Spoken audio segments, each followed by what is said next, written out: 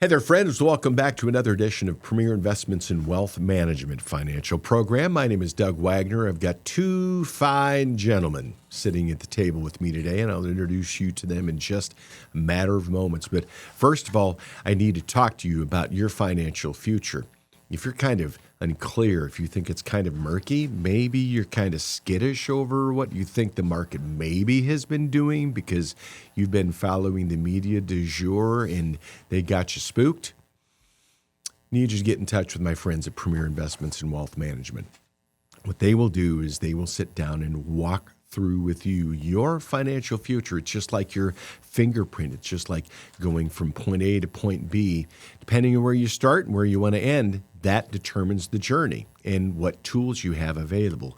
So go to premieriwm.com, click Get Started, answer a few questions, and they'll provide for you a one-page Premier Revision document. And on top of that, a free no-obligation consultation. They'll come to you, you can come to them, or they'll meet somewhere out in the internet verse to talk to you about this as well. Premier Investments in Wealth Management, again, premieriwm.com, or you can call right now, make your appointment today, 800-383-6590. It's 800-383-6590. Premier Investments in Wealth Management, named to Forbes 2026 Best in State Wealth Management Teams. Farthest away from me at the table, but close to me in my heart, Elias Randel, Vice President, Wealth Advisor. He's the new sheriff in town, and he's also Certified Exit Planning Advisor, or SIPC. And we appreciate you being here again. Good to see you, Elias. How are you? I'm good. Happy to be on the show. I'm ready to answer listener questions and help the listeners start to put together a game plan for themselves. By the way, it's this time of year you start the preliminaries for getting ready for college and high school football season and officiating, right?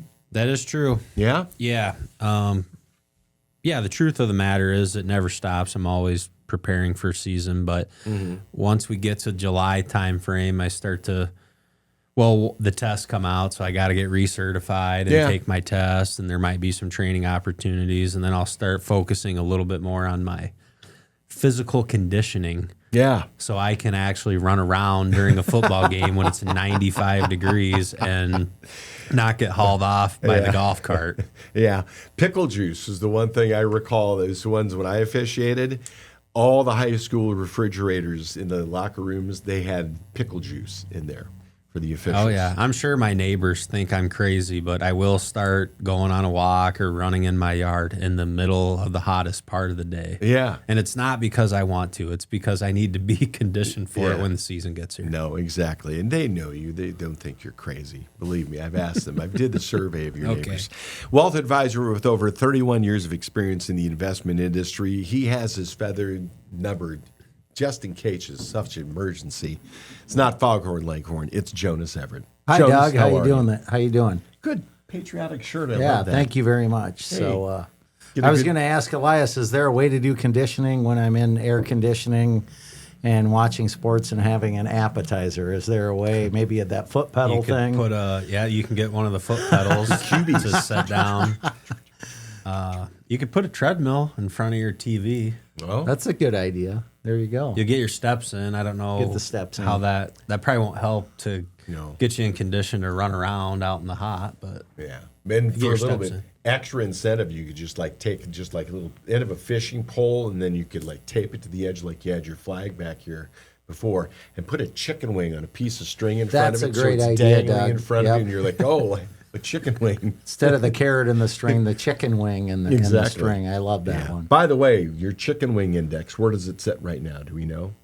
The price of chicken wings continue to disappoint me, Doug. Okay. So all right. I'd rather not talk about That's fine. He's a bear. We know that, and we understand that. Elias, we're going to come to you for the first question. I love you guys. You're awesome.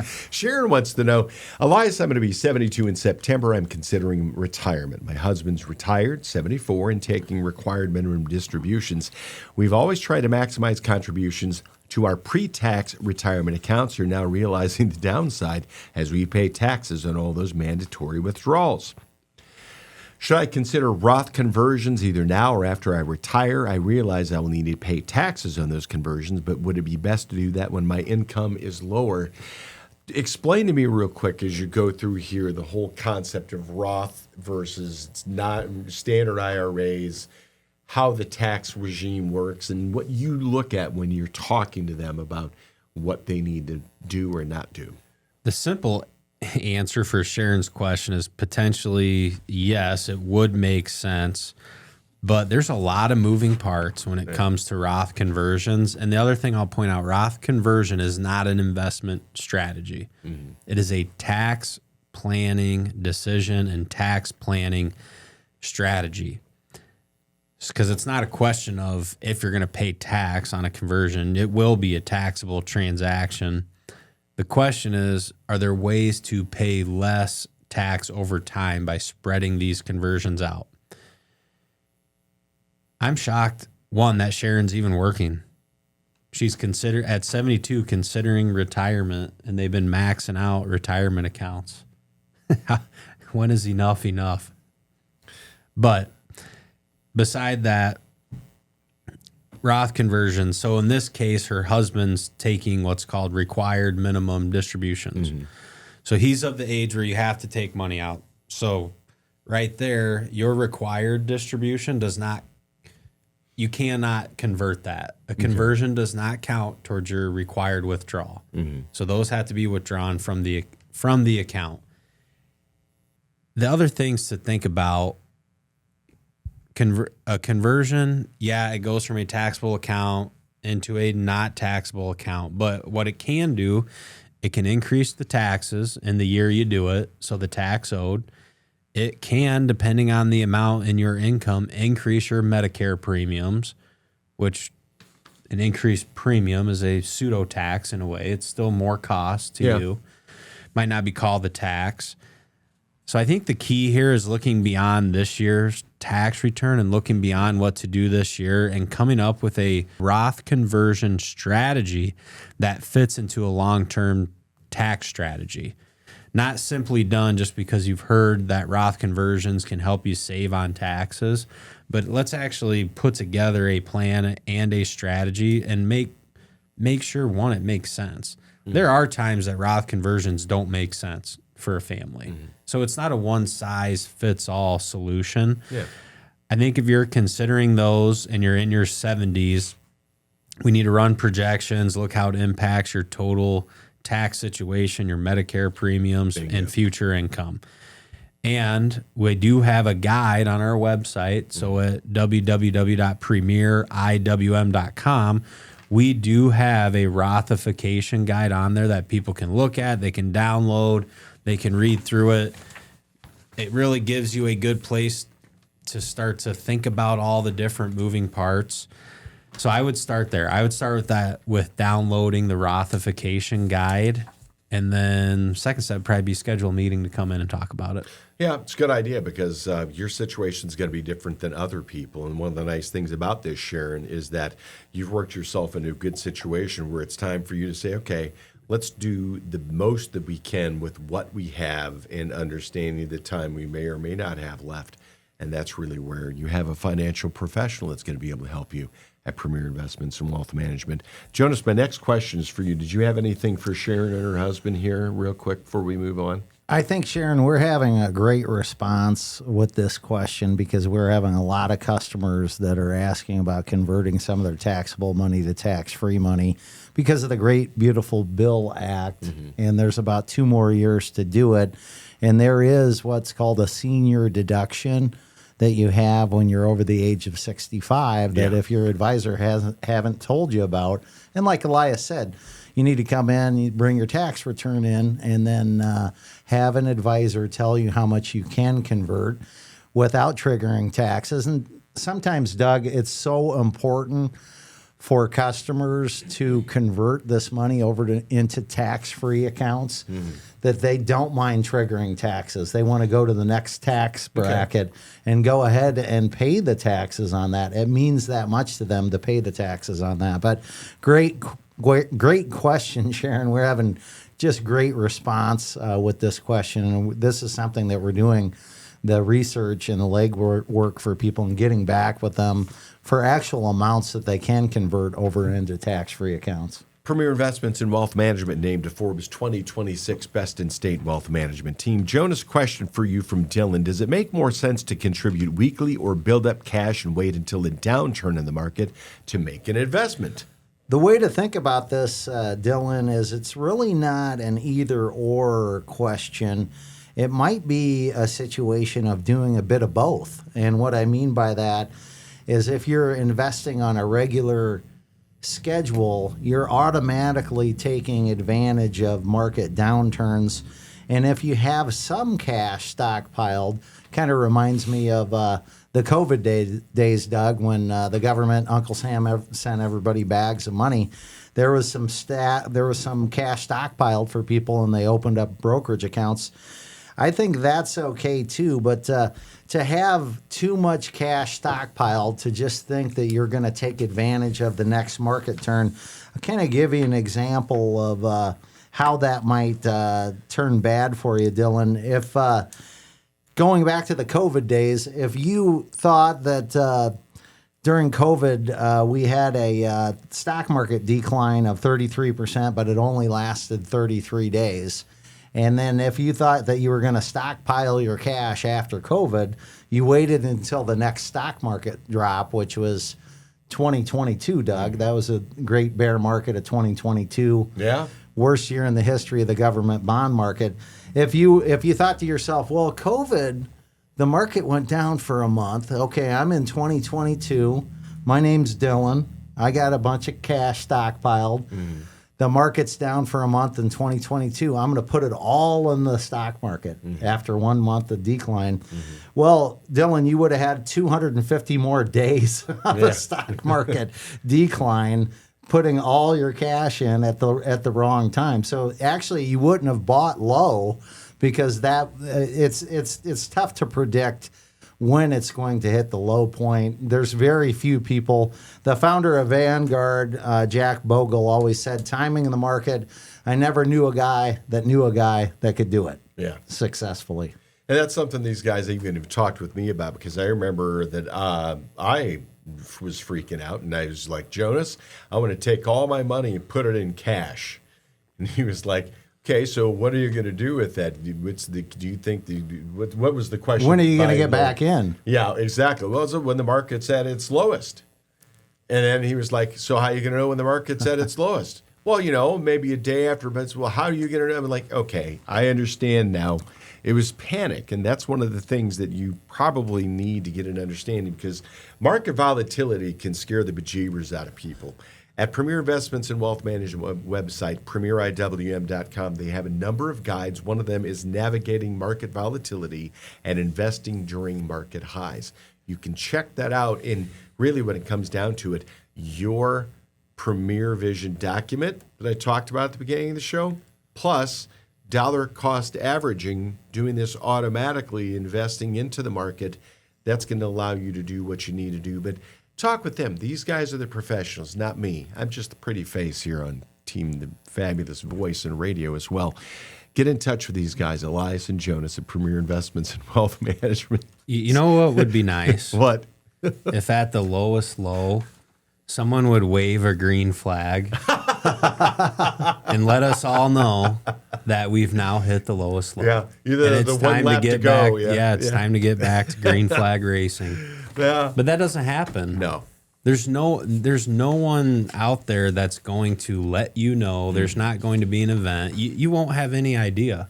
And there's always, in investing, there's always the coulda, shoulda, woulda. No matter how well you're doing at investing, you always have a neighbor or a coworker or relative saying, well, I bought XYZ stock and I'm doing great.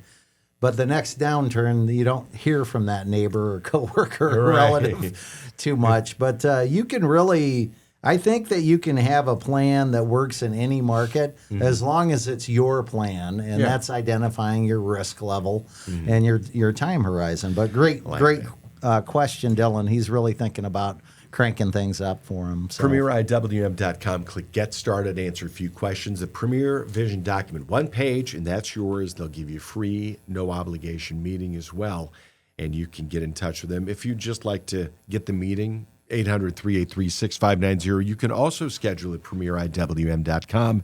Premier Investments and Wealth Management named to Forbes 2026 Best in State Wealth Management Team. Question for both of you. Elias, I'm going to come to you first. Spencer wants to know, I'm 46. I'm pretty far behind with retirement due to working in food and beverage for 20 years with little or no access to company-sponsored retirement. Currently making $55K, saving 11% in a Roth 401k with a 4% match. What else can I be doing to catch up? Go to you first, Elias, on this one. Got to give credit where credit's due. Spencer's saving 15% of his income now into a company-sponsored plan. That does include the match. In these situations, it is good to focus on moving forward instead of the past. Now, for anyone listening, if you work somewhere that does not have a retirement plan, do not let that be an excuse for you to not save any money.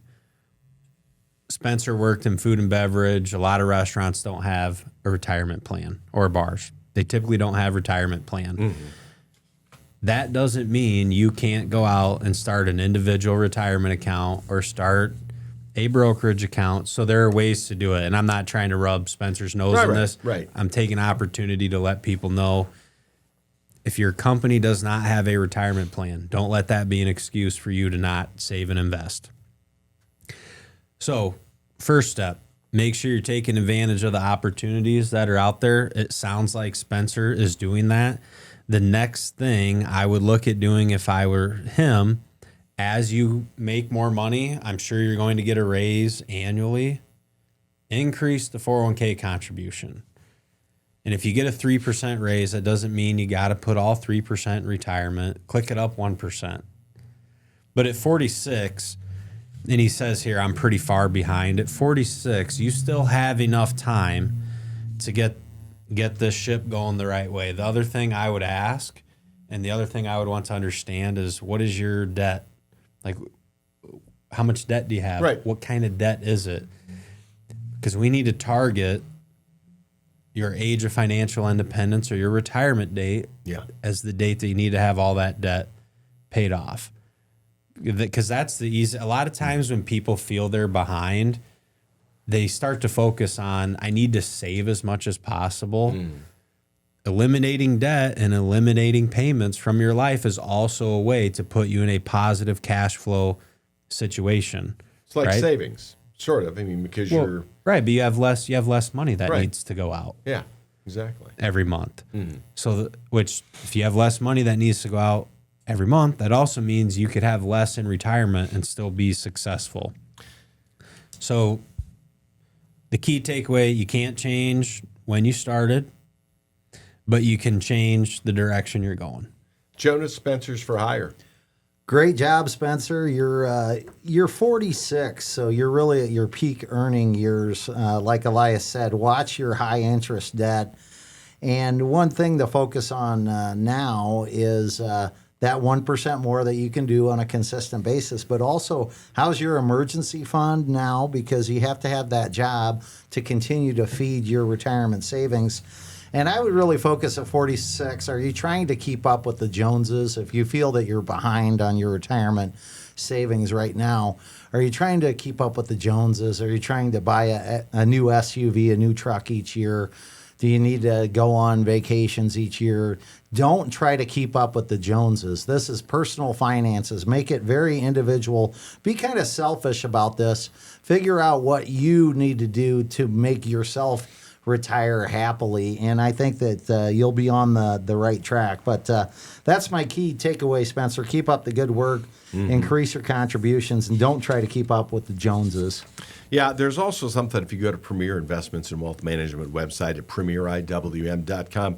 Spencer, there's so much information there. There's something called the 10 Critical Steps Guide. It's one of a number of different guides that they have available for you. My suggestion is that you download all of these guides and you just sort of read your way through them and then just leaf your way through them as you need to. Not only that, take advantage of all of the different blogs they have, the video blogs, and then the podcasts of the shows that we have here from Premier Investments and Wealth Management. That's at premieriwm.com or call 800-383-6590. Elias Koa wants to know, I'm 39. I finally have a job where I'm not living paycheck to paycheck. I've been wondering if it's best to max my 401k out now or open a brokerage account or something. Just with the general state of the economy and everything increasing dramatically in price, I've been kind of worried about where to put my money. Feels like I need to be able to access money at all times just in case. Doug, how do you think I'm going to start my answer to this question? Well, I mean, he's not living paycheck to paycheck, so atta boy. That's a good start. Finally not living paycheck to paycheck. This also sounds like we can finally get an appropriate emergency fund established for ourselves. Okay. That's good. That's a good thing right there. Yeah. So I love that they're doing the retirement contributions. I love that there's a goal to max out the 401k. But the question also has the answer. Mm-hmm. It feels like I need to be able to access money at all times just in case. That is the definition of an emergency fund. Koa, you're thinking about your money correctly. You're in a great spot now. Let's define what your emergency fund should be for you. Let's get that emergency fund built up, and then let's start maxing out retirement accounts and maybe doing a brokerage account and some of those other things. But first things first. The first thing for you was getting a paycheck that allows you to not have to live paycheck to paycheck. You've done that, so now we need to build a solid emergency fund, and from there, we can always add layers of complication. But let's do the simple things right first. So you're on a good path. Keep up the good work, but your answer's right in the question. You feel like you need to be able to access money, and I agree with that. You do need to be able to access money. Here. Yeah. I was just thinking, we had our daughter's retirement party, so there was layers of cake that was delicious, but layers of complication doesn't sound delicious. No, Elias. So I want to avoid. I'm going to avoid that. Was that retirement or graduation? She retired from high school. Oh, retired from high school. Yeah. So. Graduated and retired from high school. Yeah. No, that's good. That is really not a good cake to have, is it? But emergency funds, that's right up your alley. And the nice thing about that, too, is that you keep going with this, and it's something where you're not limited paycheck to paycheck, and you start looking in the rearview mirror, and you look back and you're like, well, maybe I've got room for another spare tire so that you can prepare for other things, because spare tires are used for more than just that emergency that pops up. They can also be used in case you have a situation happen where maybe you've got extra money to invest. And then you have opportunities come up in life all the time, depending on what your situation is. If you're a small business owner, you have to have a spare tire. There's always going to be an opportunity that comes up. Yeah, exactly. And I got one other thing. Yeah. With COA and these type of situations, you see this where he took this first little step, right? Got a better job, not living paycheck to paycheck. Get the emergency fund going. The better your money situation gets and the better you get at managing money, it kind of becomes addicting, and it becomes very easy to get better at.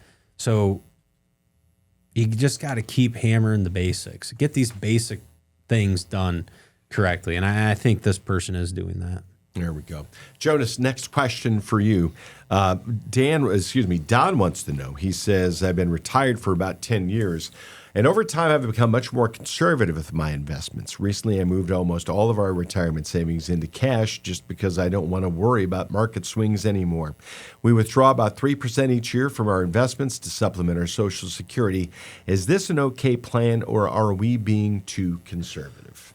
Well, Don, I hope the banker has a taco bar for you once a year that you can go eat all you can eat. But no, great question. You've done a good job here, I think, that you've figured out what was bothering you, what the rock in your shoe was. It's important to recognize that you have eliminated market risk by going to cash right now. We talked about this. There's two other risks, though, that you have. You have inflation risk. You have Jonas's chicken wings going up in price all the time. Yeah. And then, Don, you have longevity risk. You could be living another 20 years in retirement. So one way to think about it, and this is what we usually talk about, I'll give you an example of how the bucket strategy works well. And if I were to do some planning for Don, I would make sure that he had more than enough cash at all times. And everybody's different. Everybody has a different amount. Now, that bucket number 2, that's the 3 to the 5 year money that maybe Social Security isn't giving enough raises. Maybe if you look around the house, you're going to have to update or remodel the house a little bit. Maybe you want to make it a walk-in laundry room or some situation like that. That's your bucket number 2. And then you have what I had one friend put it the best. He said he was super aggressive with his bucket number 3 in his 60s.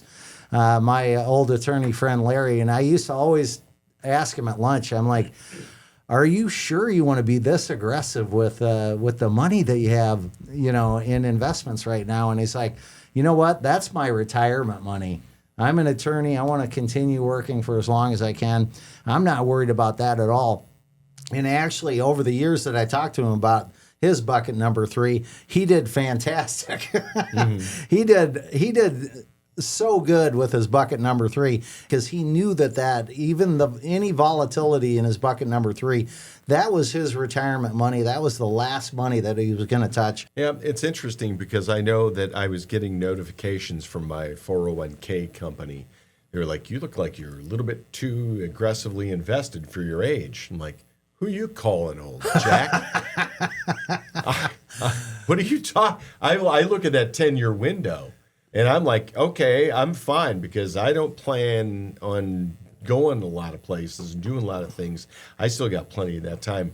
I mean, I could introduce them to some people in their mid-80s that are not scared of market risk. Yeah. So are they too old too? I know. I was like, geez, I think this is just like a compendium. And this is why, Don, it's so important for you to have the plan that matches what your needs are.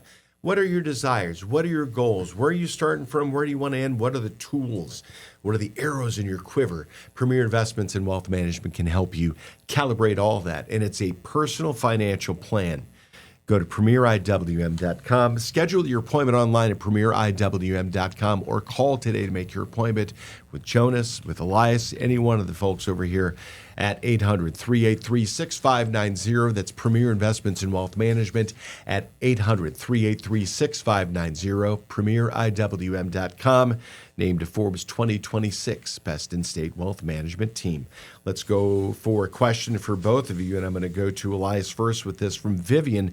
Actually, Jonas, I'm going to come with you first on this one. Vivian wants to know, would I be crazy to bump my 401k contribution up 40% for the rest of the year to catch up from unemployment? I was unemployed for about 4 months earlier this year. Now I have a new job making $105K plus an unexpected 10% performance-based annual, an expected 10% performance-based annual bonus. I want to fully max out my 401k. I've only contributed about $3,000 so far. So would I be cray-cray to bump up my 401k contribution to 40% for the rest of the year to catch up?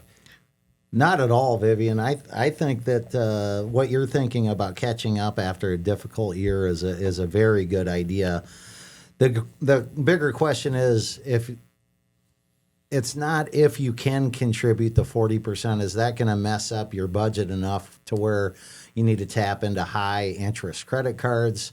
You're going to deplete your emergency fund. Is it going to wreck your other financial plan that's in place right now? It sounds like you can contribute the 40%. If you can do that without wrecking your other financial instruments, your other financial strategies that you have in place, I'd say go ahead and do it. That's a fantastic idea. I totally agree with that. This is a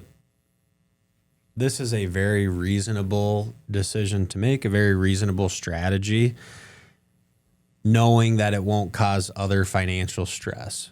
If setting your contribution rate to 40% causes other financial stress and other problems, it might not be worth it. So assuming that won't cause Vivian to stub her toe anywhere else, I would be behind this decision. And Vivian, again, is another situation where there's lots of things for you to take into account. And because your situation is individual as your fingerprint, doesn't hurt to have a wealth advisor in your corner.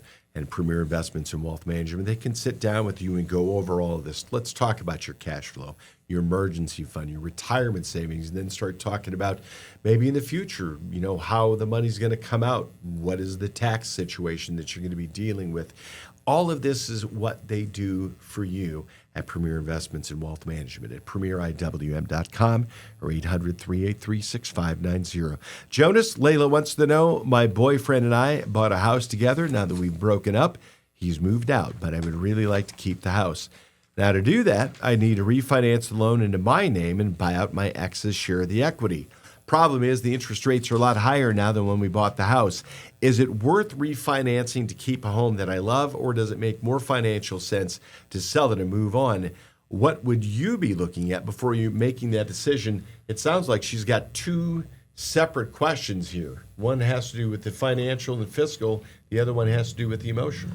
Yeah, what stands out is that, Layla, great question, that you need to really separate your emotional decision from a financial decision.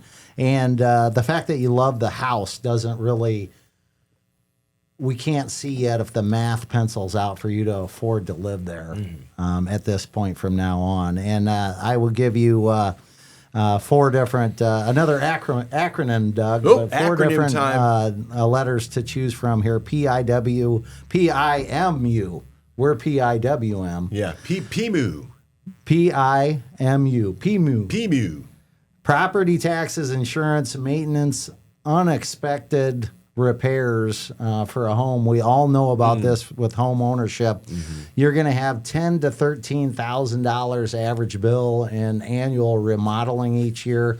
You're going to have somewhere about a half of that, $5,000 to $6,000 just in repair. The furnace is going to go out whether you like it or not. So property taxes aren't going to go down either. Property taxes aren't going to go down.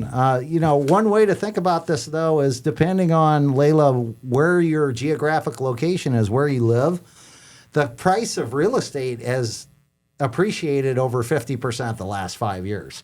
So you may have to figure out a way to stay in this house regardless, because you may not be able to afford to move anywhere else. And I'll give you an example of this, Doug. We have a situation right now in the local real estate market where people aren't necessarily selling their houses anymore. Yep. They're renting them out, or they're actually getting roommates to help sublet the cost of the mortgage. So a lot of different opportunities here. One of the things, Layla, is you're going to always need a solid emergency fund. If you're able to cash out your ex-boyfriend and make the mortgage payment, you're going to still have to have an emergency fund.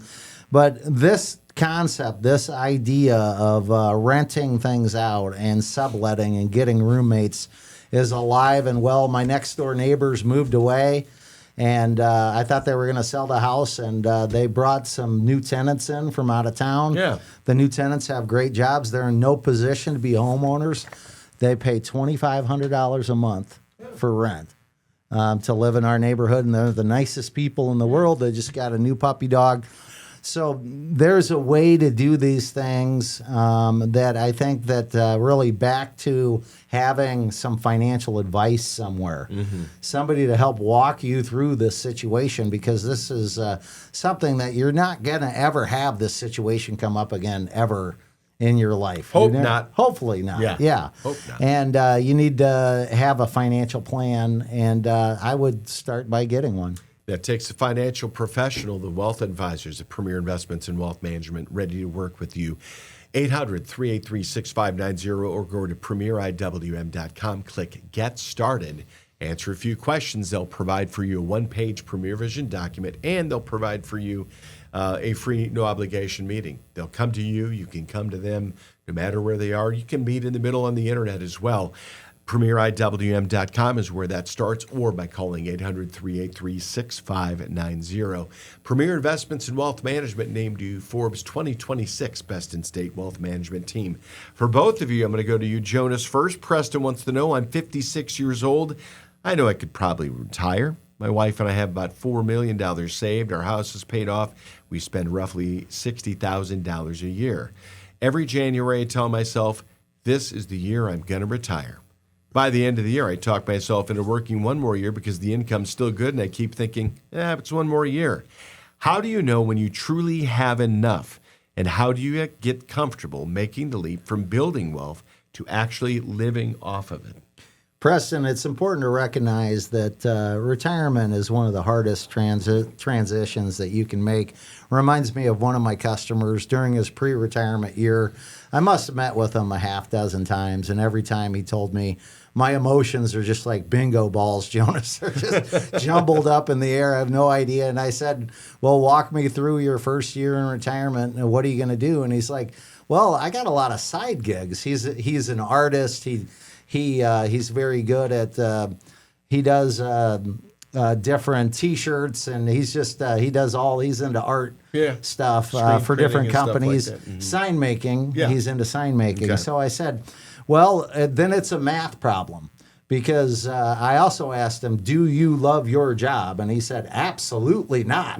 And I said, it's a math problem. Let's see how much income we need to replace so you can go out and do your side gigs.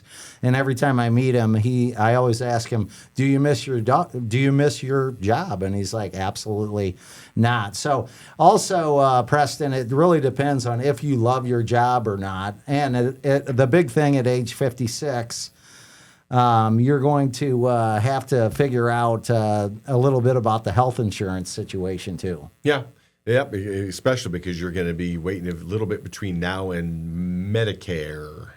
Yeah, that's going to be 9 years. 9 years. Yes. That's a long time to figure that one out. And that's going to come out of your pocket too. I mean, that's the big deal right there. Do you have the money to do that? And that's part of what working with a wealth advisor will help you figure out. Elias, you're cracked at what Preston, I'm saying, hey, $4 million saved, that's pretty good. House is paid off. That means that they've got a lot of money. Spending $60K a year, that's, man, wow. Hey, Preston, I'm up for adoption. I'm only 58. I do laundry. I do windows. I vacuum. I do dusting. So every January, Preston tells himself, this is the year I'm going to retire. Yeah. And then December rolls around and he asks himself, what's one more year? The question I would ask Preston, how many more good years do you have left? For work? No, to live. Oh, okay. And when I say good years, I'll define that a little bit. Mm-hmm. How many years do you have left that when you wake up in the morning, you can go do everything you would like to do when you would like to do it? How many good years do you have left? And what is keeping you going back to work for just one more year? Mm-hmm. So instead of asking yourself, what's one more year, ask yourself, how many good years do I have left? And start to think of it through that lens. And there's something fascinating about having a meeting with an advisor and talking to somebody about this stuff, because your advisor is the only person that you can talk to about this. I had another pre-retirement meeting where I did the plan for the couple, and I said, well, okay, it's time for you to retire now, to the husband, and the wife shook her head. No. And I'm like, what do you mean there's not enough income coming in? And she said, no, he doesn't have any hobbies. He can't retire at this point. I don't want him hanging around the house doing nothing. He doesn't know how to do anything. He doesn't like doing anything. He likes going to work. And so we actually got through that. And I think it was a relief for him to hear her say that. Mm-hmm. And we all kind of chuckled and laughed about it. Yeah. Now he's retired. He's going to the grandkids' ball games all the time. He's wearing the different schools that they go to, T-shirts and all of that stuff. So perfectly fine now. And I asked him, do you miss work? Do you wish that you would have worked longer? And like Elias said, absolutely not. These are the best years of my life that I'm living right now. These guys are both wealth advisors. They're marriage counselors. And you know what? They're counselors as well. I mean, look, you got to remember, these guys have hundreds of clients over the years that have invested millions of dollars. And they have dealt with relationships of all shapes, sizes, of all durations, of all intensity.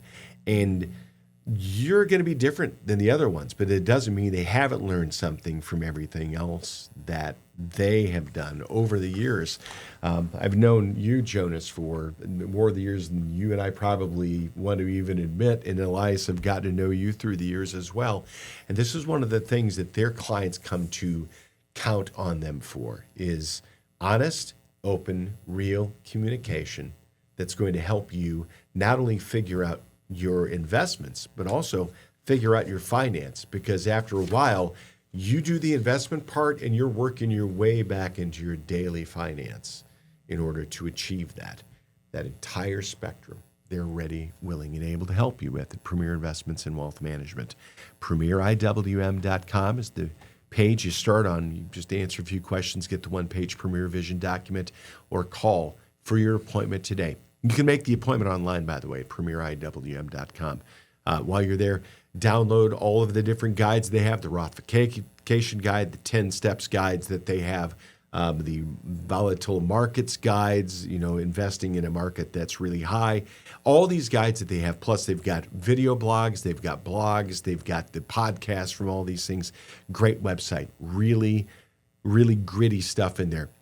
Call today as well to make your appointment. 800-383-6590. That's 800-383-6590. For Jonas, Everett, for Elias, Randel, my name is Doug Wagner. Thank you for tuning in to another edition of the Premier Investments in Wealth Management Financial Program. We'll see you again soon. Securities and advisory services offered through LPL Financial, a registered investment advisor, member FINRA SIPC. The opinions voiced in this show are for general information purposes only and are not intended to provide specific advice or recommendations for any individual. To determine which investments may be appropriate for you, consult with your attorney, accountant, and financial or tax advisor prior to investing. Premier Investments in Wealth Management and LPL Financial do not provide specific individualized tax or legal advice. We suggest that you discuss your specific situation with a qualified tax or legal advisor. Rebalancing a portfolio may cause investors to incur tax liabilities and/or transaction costs and does not assure a profit or protect against loss. Economic forecasts set forth may not develop as predicted, and there can be no guarantee that strategies promoted will be successful. All performance referenced is historical and is not a guarantee of future results. All indices are unmanaged and cannot be invested into directly. There is no assurance that the techniques and strategies discussed are suitable for all investors or will yield positive outcomes. The purchase of certain securities may be required to affect some of the strategies. Investing involves risks, including possible loss of principal. There is no guarantee that a diversified portfolio will enhance overall returns or outperform a non-diversified portfolio. Diversification does not protect against market risk. Dollar cost averaging involves continuous investment in securities, regardless of fluctuations in price levels. Investors should consider their ability to continue purchasing through periods of low price levels. Such a plan does not assure a profit and does not protect against loss in declining markets. Contributions to a traditional IRA may be tax deductible in the contribution year, with current income tax due at withdrawal. Withdrawals prior to age 59.5 may result in a 10% IRS penalty tax in addition to current income tax. A Roth IRA offers tax deferral on any earnings in the account. Qualified withdrawals of earnings from the account are tax-free. Withdrawals of earnings prior to age 59.5 or prior to the account being open for 5 years, whichever is later, may result in a 10% IRS penalty tax. Limitations and restrictions may apply. Traditional IRA account owners have considerations to make before performing a Roth IRA conversion. These primarily include income tax consequences on the converted amount in the year of conversion, withdrawal limitations from a Roth IRA, and income limitations for future contributions to a Roth IRA.